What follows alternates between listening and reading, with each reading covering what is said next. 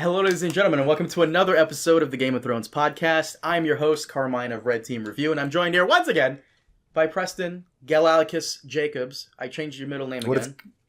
What's Galalicus? I don't know yet. I'll let you know when I figure that out. And we are joined here by special... It's Preston Justice for Joffrey Lonmouth Jacobs. There it is. That's what I'm pushing now. There it is. And we are joined here by special guest Amber from the Wheel of Time channel, The Road to Tar Valon. Now, Amber, I've known you for a couple months now. Indeed. And I Good have to be say, here.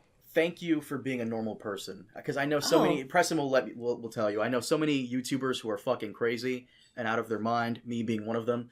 And thank you for being a normal, sane human being who's very nice. Yeah, I'm just a pretty boring, normal old person, so that's me. So, Carmine and I were chatting with Amber and everything, and we were talking about different ages and everything. And so now I know how old Amber is, but I will not reveal this to people. But I will say you're of the right age to have been experiencing Wheel of Time live as it came out in high school, like waiting for book. Well, I don't know, because what was Eye of the World 93 or something? Right. That was a little bit before my time. Little bit. Yeah, Okay. But But still, the later books, were you reading them as they came out, or did you kind of read a bunch in a clump? So actually, kind of a weird story, but I read A Song of Ice and Fire first, and after I finished it, was like, well, I don't know if I'm ever going to get an end to this. So I started looking up other book series that were big, and Wheel of Time was like one of those. It's like, yeah, it's really long. Like, if you want something to be really invested in, try that. And so I read that maybe like 5 years ago or so like relatively new recently. Oh wow, that's a very different experience from, because I'm in my mid 40s, and so like the Wheel of Time was coming out when I was in high school, and so I knew a lot of people and a lot of fantasy people that were reading it like year by year and then waiting and reading the next one. And so, yeah, it's interesting to have experienced it that way, like all at once. And then after Game of Thrones, because Game of Thrones is kind of the result of Wheel of Time, Definitely. So it's funny to go backwards, like treading backwards to Lord of the Rings. yeah, absolutely. I mean, I think it's hard too, because after you read A Song of Ice and Fire, like George flips a lot of the tropes, I feel like, and then going back to Wheel of Time, you're like, oh, this is where that came from. Okay, I see. Yeah.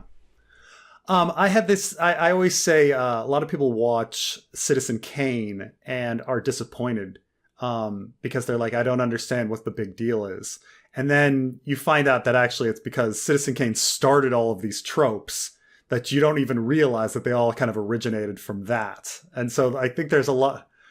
Well, for instance, Citizen Kane is the first movie that ever uses a newspaper headline to advance the plot. Oh, I didn't know that. Right. Like, you know how they put out a newspaper and the headline says something happens, and then you know that event happens, and then you can move on in the story? Mm-hmm. Citizen Kane is the first to ever do that. Or Citizen Kane is the first movie to have something going on in the foreground and something different going on in the background.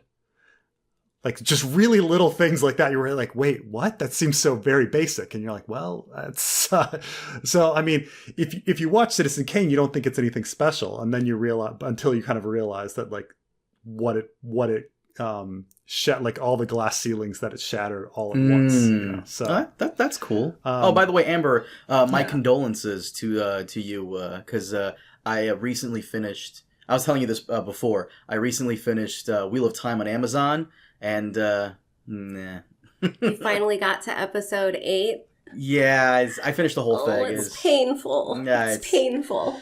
The whole show was very good. So you were not that big of a fan of it, Amber? So there were moments that I was really happy with. A lot of stuff that they pulled from the prequel book I thought was cool. But just all the problems they had there at the end with having to rewrite pretty much the last, I want to say, whole episode. It just, you can tell something was very wrong, but it did seem that they came to their ending. The ending was a little rushed, and I'm not sure what everyone was doing standing in that canyon. Yeah. Well, it was because of COVID. They couldn't put more than like a few people in the same area to shoot a scene. So like, really? The result feels very strange. Yeah. I mean, I thought it was a passable series. I'll probably watch season 2. Hopefully it'll get better for season 2. Isn't it renewed for like 4 seasons? I think they renewed for 3 right now, okay. But we'll see. We shall see. It's very mid. It's fine. It was okay. It's one of those things where I probably won't watch it week to week. I'll wait till it's done to binge. But I don't trust Amazon with any more fantasy series after Rings of Power. It's HBO or Apple Plus or nothing. Netflix blows. Amazon. I just really don't understand how they want to force a story into 8 episodes. Like, I mean, I feel like there's no way to work around that. They're just like 8 episodes. That's it. Do it. Like, I'm sure there's many people in board meetings sitting and saying, like, this is what we're doing and this is how it will go. And we've tested it, but I don't know. Just seems like a strange thing for me. I'm glad you mentioned moving things into not having enough episodes. I'm glad you mentioned that because someone this is mentioned our problem with House of the Dragon. Someone mentioned, and the exact opposite problem of Rings of Power. Someone mentioned in my comment section how they felt as though the show was going a bit too fast, and I replied back. This was weeks ago. I replied back, "You think this is fast? I don't know. It seems like a nice pace."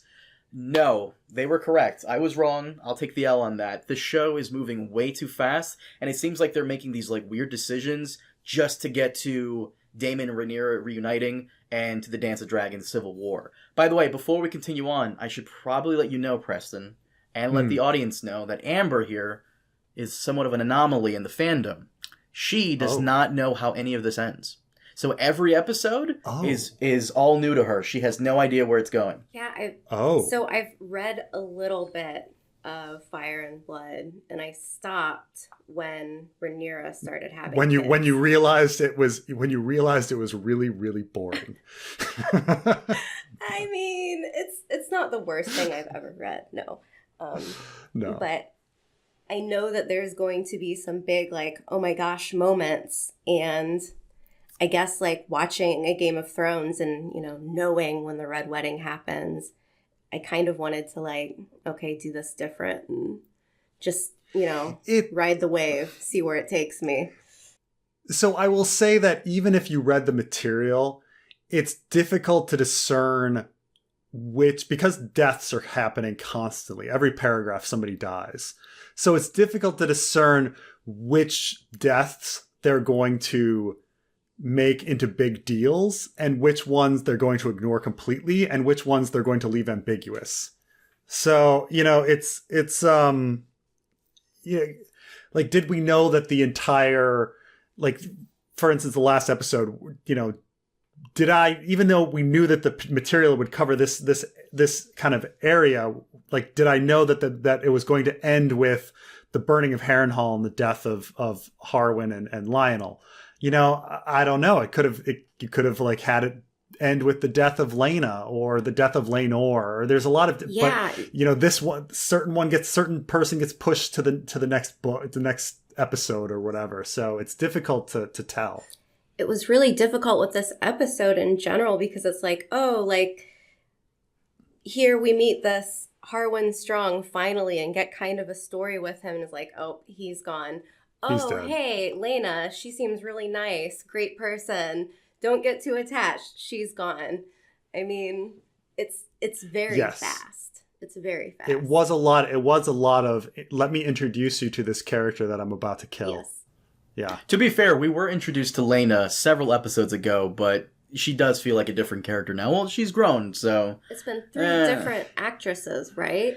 yeah. Yeah. Okay. Yeah. By the Okay. way, Preston, did you notice that they've actually, so it's not as ambiguous anymore. They actually go out of their way to answer many of the questions posed in Fire and Blood history book. For example, is there any like shady dealings going on behind Rhea Royce's death? Well, Daemon kills her. Well, what about the what about Harwin? Who's Rhaenyra's kid's father? Is it Harwin? Is it Christian Cole? Maybe someone else. Maybe it could be Laenor. Nope, it's Harwin. What about the Strong family dying in Harrenhal? Maybe it was. I remember this specifically. Maybe it was Corlys behind it because Harwin's rumored to have cucked his son, or maybe Daemon because he wanted Rhaenyra for himself. Nope, it was Larys. Yeah. Though I will say it's still one could still argue that Kristen Cole is the father of the eldest first. Strong boy. Okay. Yeah. But yeah, they laid it on pretty strong with the Harwin being the father of at least the latter two, rather than and Laenor it not being a possibility of it being Laenor, despite that being what one of the sources says in Fire and Blood. We needed one more episode with them. We needed one more episode in the past to establish Rhaenyra and Harwin as like even friends. They weren't even friends. They were just acquaintances. But we're supposed to add all these pieces together. Like even in the 10-year time skip. Don't underestimate throwing a woman over your shoulder like a sack of potatoes. That's all the foreplay we need, apparently. Because that was definitely the type of character they established Rhaenyra to be. Yeah. The type of woman who wanted to be the damsel in distress being saved. That's exactly the type of character Rhaenyra was established to be. Yeah. Well, no, like so much stuff happens in the 10-year time skip, and you blink and you'll miss it. For example, Melos is gone, so it's Orwell now, and we have a new Master of Laws. That was Jasper Wilde, in case you didn't catch that. It's just so much stuff is going down, and I don't know, like just slow down. As I said to some people, like it's not that it's not logical that the world would be in a completely different place in 10 years, but that's not a story. That's not like narrative. There's no narrative flow to that. Like it was just last episode 1 week ago, and every single character except for Larys Strong was completely, utterly different in their personality, and we're in a completely different place in their life. Right? Like Viserys episode 6 was a completely different person than Viserys episode 5. Alicent was a completely different person than she was in episode 5. Rhaenyra, a completely different person. Harwin, we didn't know who he was, so we had to introduce him. Laena, completely different person. Daemon, completely different person. Even Lionel, completely different person. Like everybody was a completely different person except for Larys Strong, who was exactly the same. Preston, I didn't get to catch your live stream because time differences and whatnot. How did you feel about this episode? Peel my eyelids wide open, please. So this is I actually really liked the episode by itself. Like I would say that like by itself it's a 9 out of 10 episode, probably my second favorite episode. However, my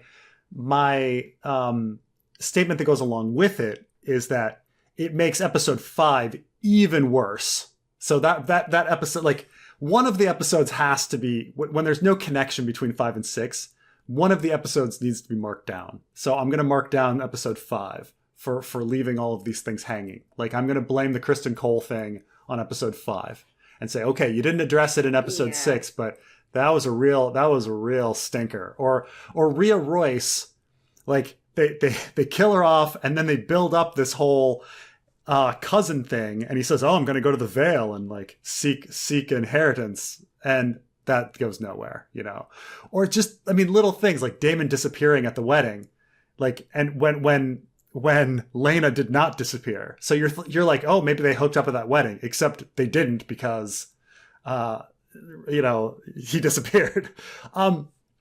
So I think it the episode was fantastic by itself, but it destroys the idea of House of the Dragon as a series.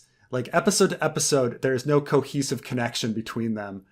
I compared it to Aeon Flux, which is like this MTV cartoon where there was no connection between what happened in the previous episode with what was going on in the next one. It was just like, it's just chaos. So by itself, episode 6, like if this were a pilot, or if I only had to view episode 6 by itself, it was a great episode. I felt a lot. That there was so much tension. Larys Strong was incredible. The acting performances were stellar.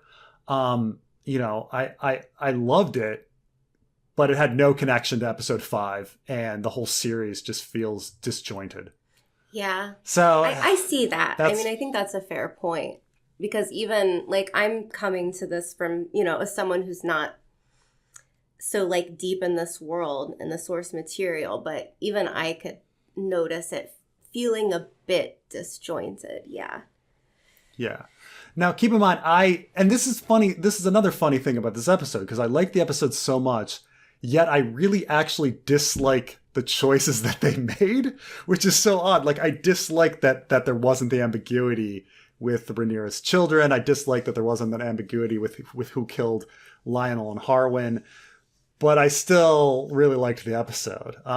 So I'm not a book snob on this, like, because I don't think the source material is good, and I don't mind when they make changes. Some of the changes they make are fantastic. I think making Alicent and Rhaenyra the same age and having them be friends was a fantastic decision. I think making Alicent relatable in the first 5 episodes was a great decision.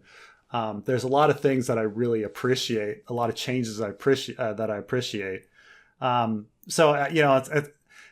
It's just some of them I'm like, why'd they make that choice? Like the Lena thing, really the Lena pregnancy thing. Yeah. We were discussing this briefly. I called Preston earlier and I was like, clear something up for me, because I was having this discussion with other people as well. Yeah. It felt like I missed a scene. So she's pregnant and she's trying to give birth, and the Pentoshi doctor is like, there's nothing we can do. We can try to, do the C-section thing again and maybe save the baby.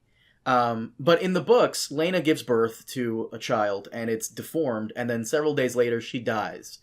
Here, no one makes a decision about to save her or the baby. She just makes the decision on her own to die. There's no information about whether the baby can be saved or if she can be saved. Yeah. It's just that's it. David needs to be single again, so maybe he can hook up with Rhaenyra in several episodes later. Maybe. See, I actually liked that part a lot. I was like, you know what? Like, good for her. Like, I don't know. I've never had a child before. I don't know what kind of pain that feels like. But at the same time, if that's how she decides that she wants to go out, like, sure, why not? But I had no idea that in the book, she loses the baby, or the baby was deformed and then dies like shortly thereafter. Is that what happens? Yeah, she gives birth to a deformed stillbirth, or it dies within a day or something, and then she gets a fever, and she dies of a fever later, unrelated to the, or maybe related, but nonetheless, just a pregnancy complication.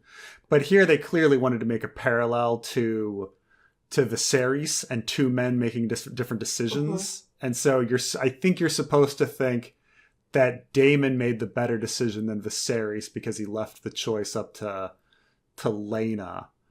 Of course, in real history, they didn't do C-sections during the Middle Ages. What they actually did was try to crush the outcoming birth in order to save the mother. That was actually the thing that they did. And they didn't try that either. So they just kind of let her die. She didn't want, I guess she didn't want to crush the outcoming birth. And in the books, she also like is on her way to Vhagar and then just collapses and dies. She doesn't make it. So here they made it a little more glorious. She wanted to die a flaming dragon rider death or something. I really liked her character, though. I guess one of the things I've been struggling with a little bit during this whole show is that I'm having a hard time like gravitating towards like any characters that are just good? You know, like, where's just the good person? Where, I mean, it's almost like there's not even really gray characters, you know, it's just like they're bad. Like, that's a bad dude right there, you know? And I think maybe that was like my connection to Lena, where I was like, okay, like, she seems cool. Actually, the whole House Valerian seems pretty chill. They've got some swagger. I like them. You're right that when our two protagonists of Alicent and Rhaenyra, who are supposed to represent sort of, again, I bring this up a lot, but the Sansa Arya duality of like whether you're going to find and pursue agency within the proper lanes of a woman's role in medieval society, or if you're going to try to push your agency outside of the proper lanes of a woman's role in society. So you've got, the split of Sansa, whose direwolf is named Lady, and Arya, whose direwolf is named after, this feminist, powerful queen from Dorne, or from the Rhoynar. And so this is always like, which path is a woman going to take? And so, Alicent is the very flawed character that's taking the lady path, and Rhaenyra is the very flawed character that's taking the Nymeria path. But both of them are kind of in those roles shitty. Yeah. So. Yeah, I mean, on one hand, it's like you almost want to hug them and just be like, come on, like, get it together, some therapy, something. And then on the other hand, you just want to shake them both. Like, oh, dumb. Why are you doing this? But I mean, it's like watching a train wreck, really. And to what you said, Amber, like, you're right. There are almost no good characters, but all the good characters kind of died this episode. Like Lionel Strong, like, and Harwin, who turned out to be fantastic. Harwin was a pretty chill dude. Yeah, so now I guess we're going to maybe try to find some kids that we like. Right? But even the kids were kind of douchebags in this episode to Aemon, so... Yeah. I guess... Preston, you saw my non-spoiler review. You agree that, like... Is Helena's the only character we like right now? I guess we like... All of Alicent's kids are, like, infinitely more interesting. They're infinitely more... Aemon's gonna have, obviously, a glow-up, because we've seen the preview pictures where he comes back after the time skip, and he's, Daemon 2.0, kinda. Aegon is already, like, baby Homelander. And Helena, they've given her this, like, new story where she may have prophetic dreams. Maybe. That was one of my questions. Like, is this anything in the books that she's... No. Okay. That's new. She's actually described as a happy, plump little girl is all they really say about her. She doesn't have a personality in Fire and Blood. She's just kind of there to be a birther of characters, and then to have tragedy happen too. But yeah, she doesn't do anything. I mean, I guess there's nothing wrong with Bela and Rhaena, the daughters of Daemon. But though he kind of treats one of them like garbage because she doesn't have a dragon yet, which you give Rhaegar Targaryen a lot of shit because he's somewhat of a Valyrian supremacist kind of. He's kind of a racist. Daemon, for the most part, that's him. They tried to repair Daemon here a bit, but you can't. After last episode, how are you supposed to repair Daemon? Yeah, it was almost like Lena was almost humanizing him a little bit. Now that she's gone, I don't see any. I don't think he's gonna end up going the route of like the nice guy anytime soon. I mean, how are you supposed to rehabilitate the murderer? Yeah. I mean, they tried it with Jaime, I suppose. People are like shipping him and Brienne, and it's like that guy. Not only did he push a little boy out of a window, but then he killed his cousin in the show, at least. You won't let the cousin thing go. You will not let that. And you don't let the Tywin death too, or the Shay death go with Tyrion too. You don't let that go, man. You gotta let it go. Those are awful people. You gotta let.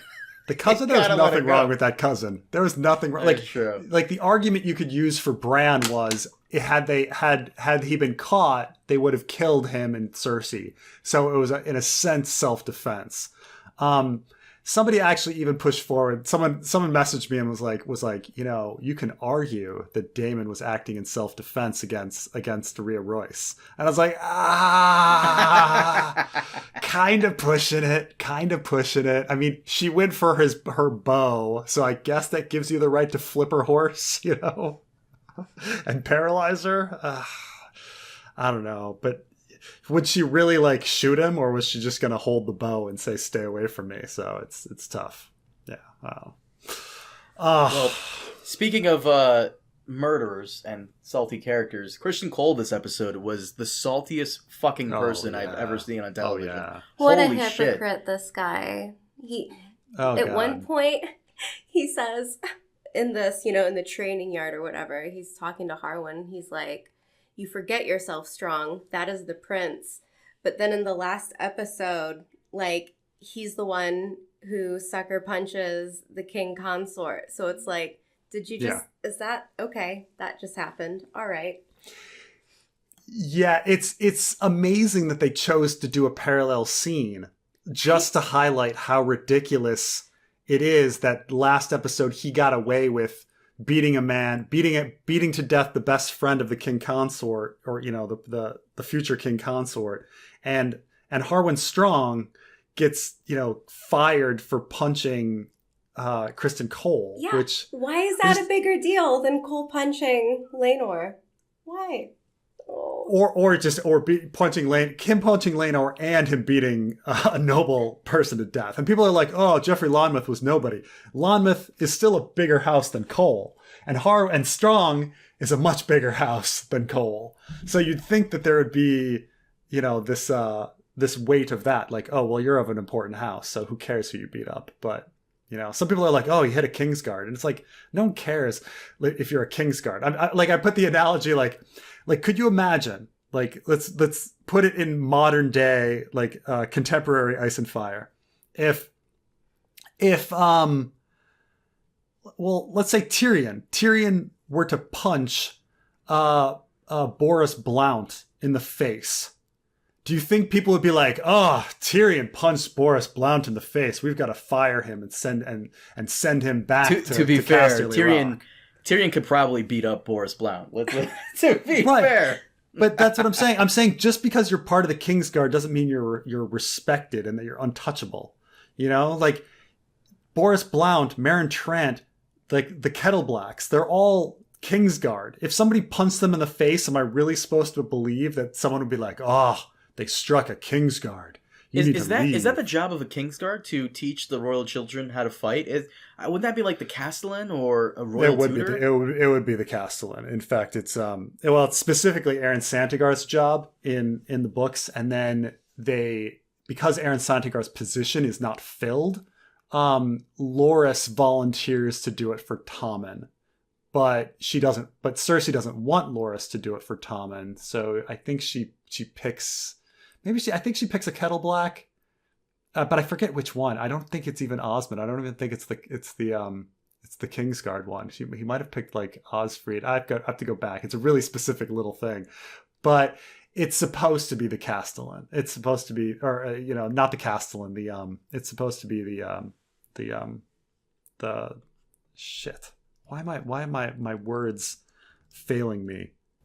You gonna look it up? Yeah. Wait, because it was Willem Dary's Master at Arms. He's the Master at Arms.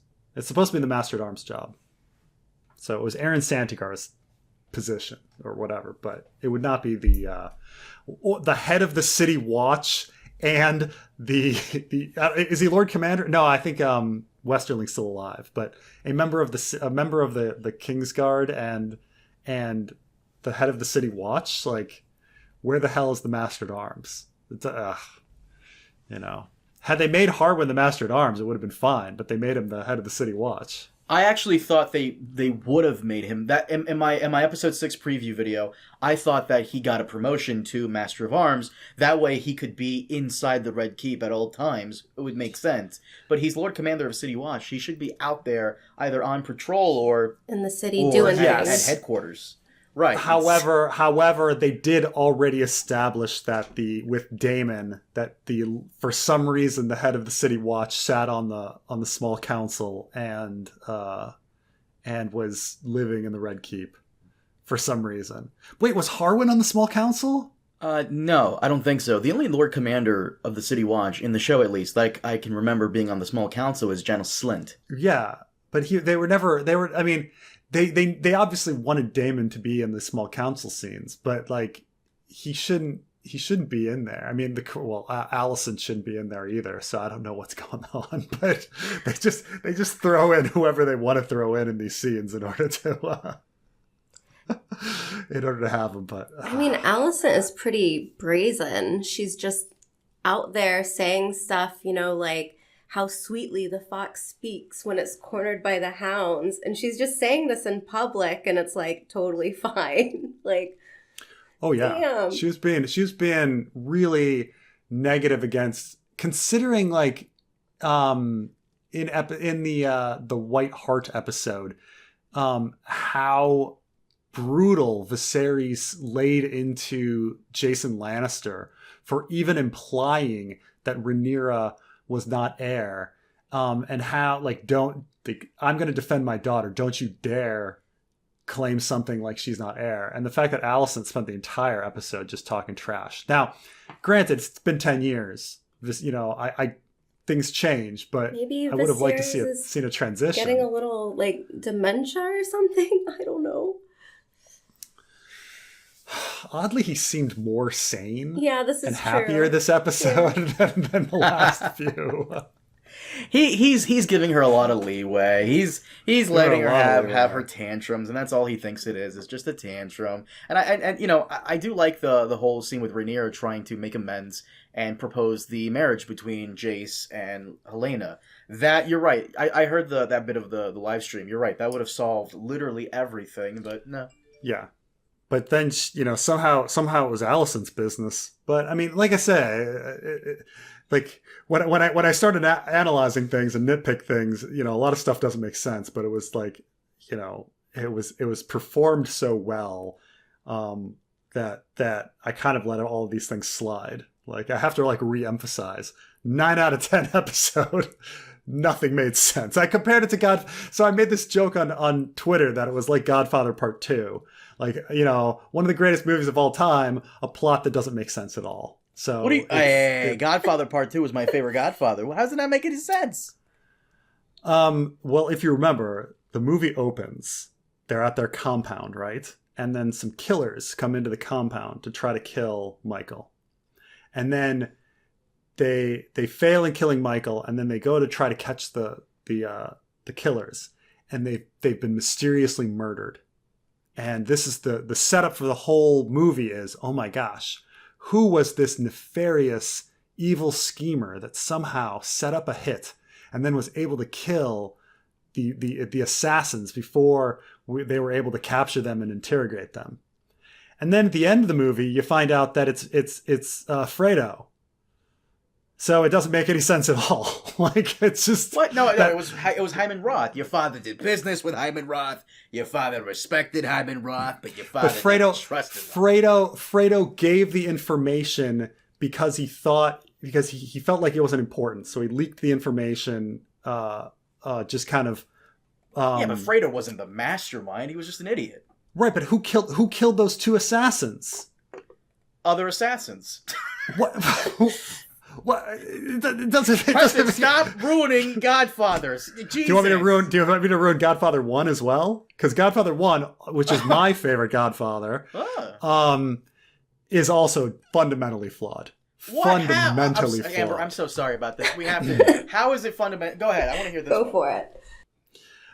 Okay, so if there's one thing we learn about Godfather is that because these are crime families, there is a cycle of violence because once you kill off the head of the family, the children take over. So Vito is sidelined, then Sonny is gunned down, but then Michael takes over as the head of the family, and that's how this cycle of violence with crime families continues.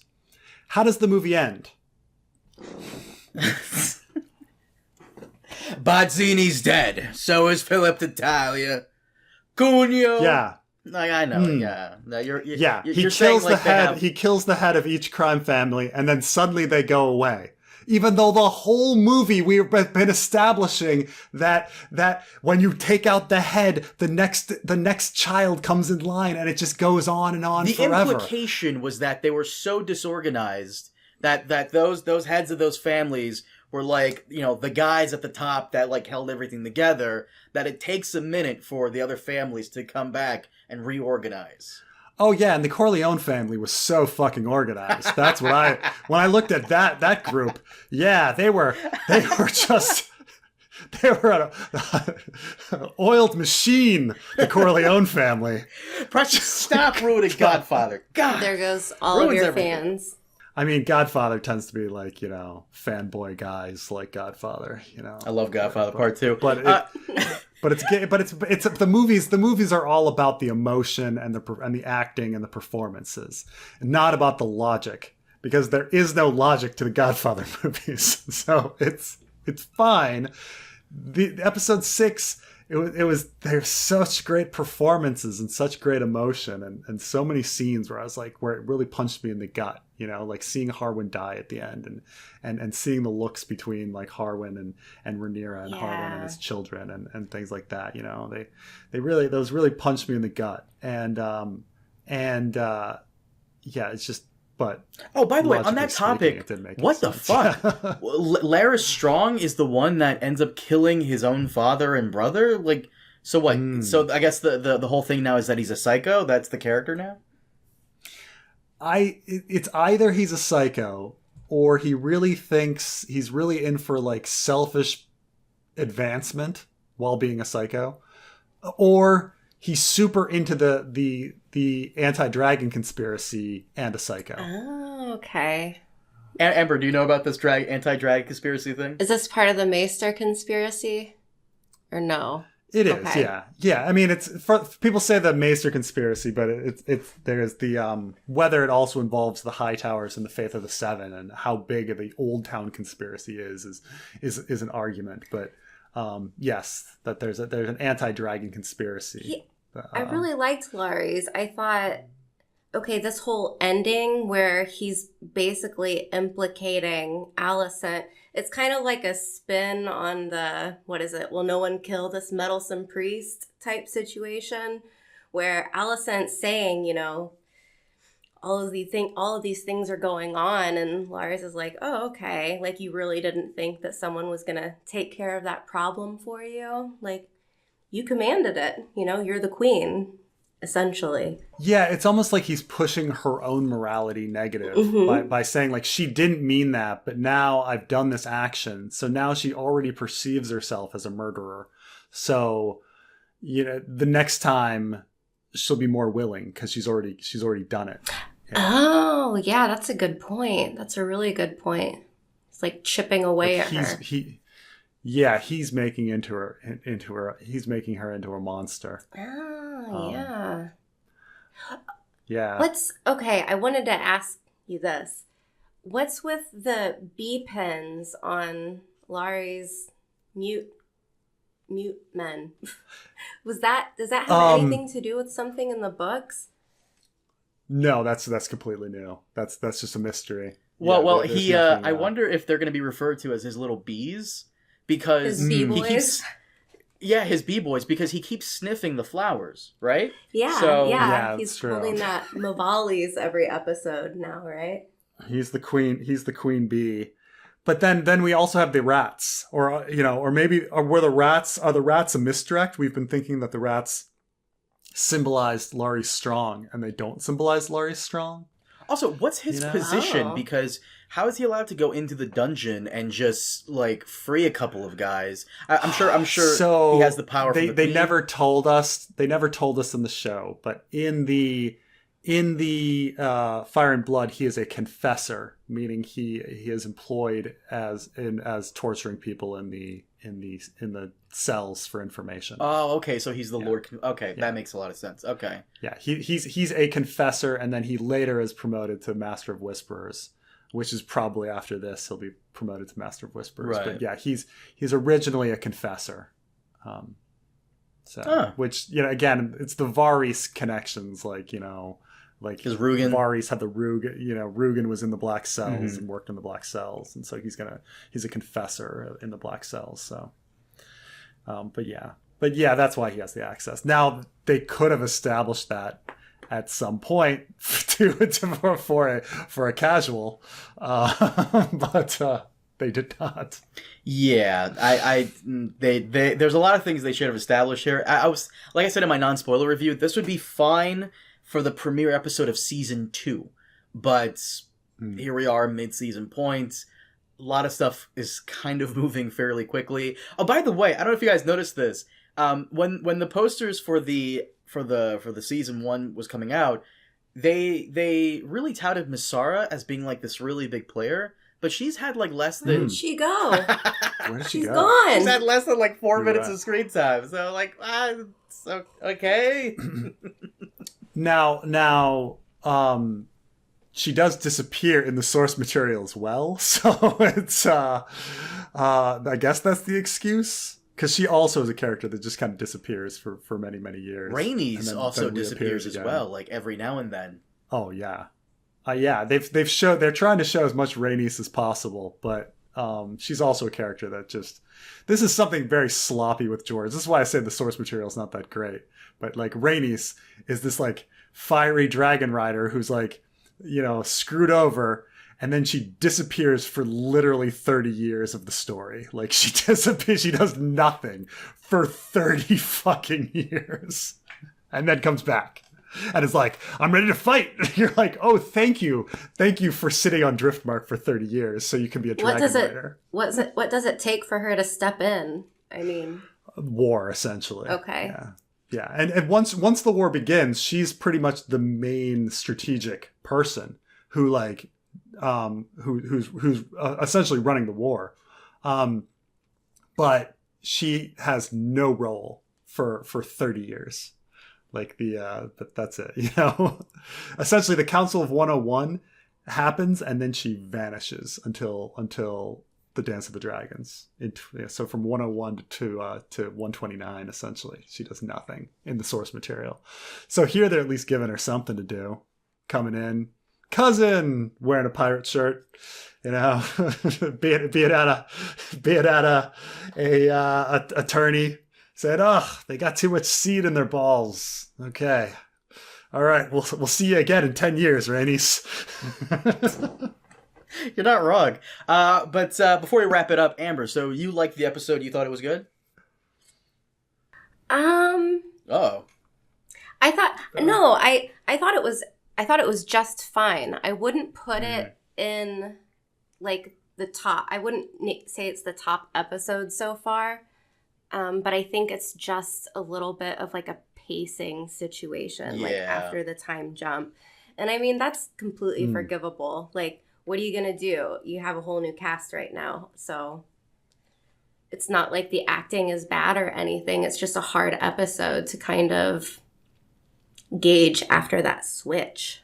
Yeah, I want to say, I don't want to say it's moving too fast, because even in season 1 of Game of Thrones, by episode 6 or 7, that's when the War of Five Kings begins. Episode 4 is when it kind of, like, the first strokes of it happen, because at the end of episode 4 is where Catelyn takes Tyrion. And then at the end of episode 5 is where Jaime attacks Ned in the streets of King's Landing. So that's kind of like the open... So it starts around the midway point. Yeah. Here, the Dance of the Dragons probably won't start until either episode 10 or season 1, or season 2, episode 1. So, even though they're kind of taking their time... Carmine, I will say, though, like, had this been the season premiere of season 2, and I think Carmine and I have come to the agreement that this should have been this should have been the end, like we should have done 10 episodes to get us to this point, really explore the characters, and then this should have been the first episode of season 2. And I think with a year break between, we would have forgiven the huge jump in story. Could you imagine like how horrible it would have been for the people binging it? Like for us waiting a week and then coming here and seeing this, it's really jarring. And that's still with a week of us waiting. Can you imagine the people that binged it and watched like episode 5 and 6 back to back? How weird that would have been. They needed it a whole season break for what happened.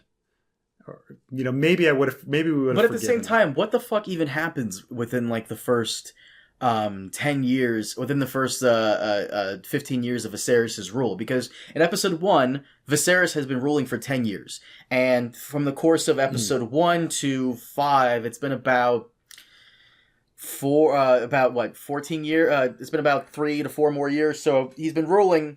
Yeah. The whole since he's been king, he's been doing it for 14 years. What the fuck happens within that time frame? So here's the Besides problem. The Stepstone War. They're looking at Fire and Blood like a checklist. Mm-hmm. Like, oh, I've got to get this down. I've got to get this in. Check, check, check. I've got to have air for a day. Check. I've got to have bronze bitch. Check. I've got to have her falling off a horse. Check. Like they're just going check by check. King of the Stepstones, right? Rather than trying to actually like have a narrative flow. If we did the 10 episodes, like we could have fleshed out all of the other characters. We could have gotten to know Harwin Strong. We could have gotten to know Larys Strong better before things went weird. We could have gotten to know Laena and Laenor, and Rhaenys and Corlys and all these things. Or I say like B plots in Winterfell.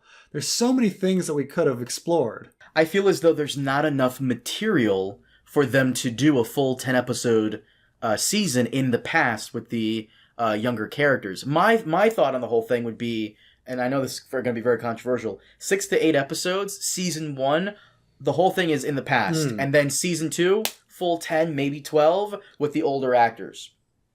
Okay, I can see that. Yeah, like a mini series almost, like one group and then the next. This should be a miniseries because it should not go. My personal opinion, I know Amber, I gave you the PDF for Fire and Blood, so You'll see what I'm talking about once you get to it. This should not be more than like 3 seasons. I really hope they don't do that because then you're really stretching it. Oof. Well, I mean, I guess it just depends on viewership, right? Like it's doing good. The numbers are good. I'm sure they'll want to extend it, but I think it's always really important to have an end of the story in mind, before you start putting words on paper. Like when they're doing the script, there's got to be an ending point, right? Like otherwise you end up with, oh God, I don't want to say this out loud, but look what's happening with George right now. Like, will we get an ending? I don't know. Well, it doesn't matter if we get an ending to Ice and Fire or not because there's so much content from Dance of Dragons right now until Robert's Rebellion that we could do Game of Thrones for forever. 100 years. Yeah, no, I don't think we're getting the end of Ice and Fire. Stop saying that. I hate when you say that. Stop. You're going to jinx it. Oh, I'm gonna jinx it. Really, I'm the one that has created. I'm the one that I'm the person that made men mortal. I'm the one. It's my fault that I've brought mortality to human beings. Yeah, well, you're bringing it to George. The man is one more Diet Coke, one more Big Mac away from being in the grave. Let's chill. Let's hopefully he finishes it, and hopefully someone what's funny. I love how, I think I might have answered just my own question. I love how in the news right now in the video game world, this fucking 17-year-old hacker hacked the files for Grand Theft Auto 6, one of the most anticipated game in video game history. How the fuck is no one like hacking George's computer? But that asshole, doesn't he use like a typewriter? He's air gapped. Yeah, he's on like a. It's not connected to the internet. Fuck. Yeah. His computer. Yeah. Fuck. Where's Larys Strong to send someone over there when you need him? Steal that shit. Completely secure. It's completely secure because he's on this like external like computer, like running a simulation of DOS in order to run WordStar. He's got a simulation of. No, when I first heard that, I didn't believe it. I was like, no, that's just like way too much effort just to run Word Star. But no, he really is running Word Star. So I've seen the screenshots. So, Fucking asshole. Guys, do you have any more thoughts on the episode? Because I feel like we went a little too long. No, I mean, I can always talk forever, but I think we're running in circles. Strong performances by all the actors and actresses. A strong performance from all the actors. Oh, but now we have to cut ourselves off. Guys, thank you so much for watching. As always, we'll see you next time. Have a good one.